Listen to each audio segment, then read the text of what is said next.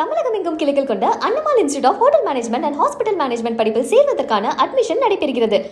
கோட்டைப்பட்டினம் துறைமுகத்திலிருந்து மீன்பிடிக்க சென்ற தமிழக மீனவர்களிடம் இலங்கை கடற்படை அத்துமீறல் செய்திருக்கிறது.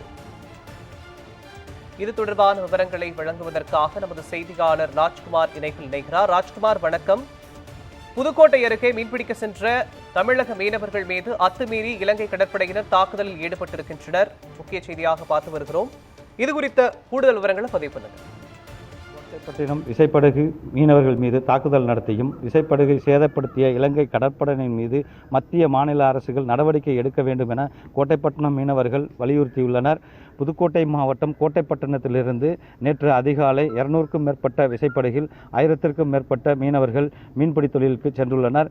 இந்திய எல்லையில் 18 நாட்டில்கள் தொலைவில் மீன்பிடித்துக் கொண்டிருந்த பொழுது ராஜேந்திரன் என்பவரது விசைப்படகில் சசிதரன், மனோஜ் உள்ளிட்ட 4 பேர் மீன்பிடித்துக் கொண்டிருந்தனர். அப்பொழுது இலங்கை கடற்படையினர் ராஜேந்திரன் விசைப்படகு மீது அதிவேகமாக வந்து மோதியும் அவர்கள் வலையை சேதப்படுத்தியும் ராஜேந்திரன் என்பவரது விசைப்படகு மீது அதிவேகமாக மோதி விசைப்படகை சேதப்படுத்தியுள்ளனர். மேலும் மீன்பிடி தொழிலுக்கு பயன்படுத்தப்பட்டிருந்த வலைகளை அறுத்து கடலுக்குள் வீசியுள்ளனர். மேலும் ராஜேந்திரன் விசைப்படகை இலங்கை கடற்படை எல்லைக்குள் இழுத்துச் சென்று அங்கு மீனவர்கள் 4 பேரையும் கொடூரமாக தாக்கியுள்ளனர். மீனவர்கள் உயிர் பிழைத்தால் போதும் என்ற நிலைமையில் அவர்கள் அங்கிருந்து தப்பித்து வந்துள்ளனர்.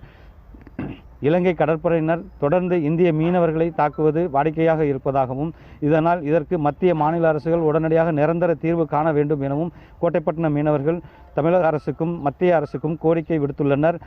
மீன்பிடி தடை காலத்தில் பல லட்சம் ரூபாய் செலவு செய்து தங்களது விசைப்படகுகளை தொழிலுக்காக தயார்படுத்தியிருந்து முதல் நாளை இன்று விசைப்படகில் மீன்பிடிக்க சென்ற பொழுது இலங்கை கடற்படையினர் தாக்கி தங்களது படகை சேதப்படுத்தியுள்ளனர். சுமார் 5 லட்சம் ரூபாய் அளவுக்கு இந்த விசைப்படகு சேதப்படுத்தப்பட்டுள்ளது. மேலும் வலைகளும் அறுத்து கடலுக்கு வீசியுள்ளதால் மீன்பிடி தொழிலுக்கு செல்ல முடியாத நிலையில் உள்ளனர். மத்திய மாநில அரசுகள் இந்திய மீனவர்களை தொடர்ந்து தாக்கி வருவதை கண்டித்தும் அவர்கள் மீது உடனடியாக நடவடிக்கை எடுக்க வேண்டும் எனவும் மத்திய மாநில அரசுகளுக்கு கோட்டைப்பட்டினம் மீனவர்கள் புதுக்கோட்டை மாவட்டம் கோட்டைப்பட்டினம் மீனவர்கள் மத்திய மாநில அரசுகளுக்கு கோரிக்கை விடுத்துள்ளனர். புதுக்கோட்டையிலிருந்து செய்தியாளர் ராஜ்குமார்.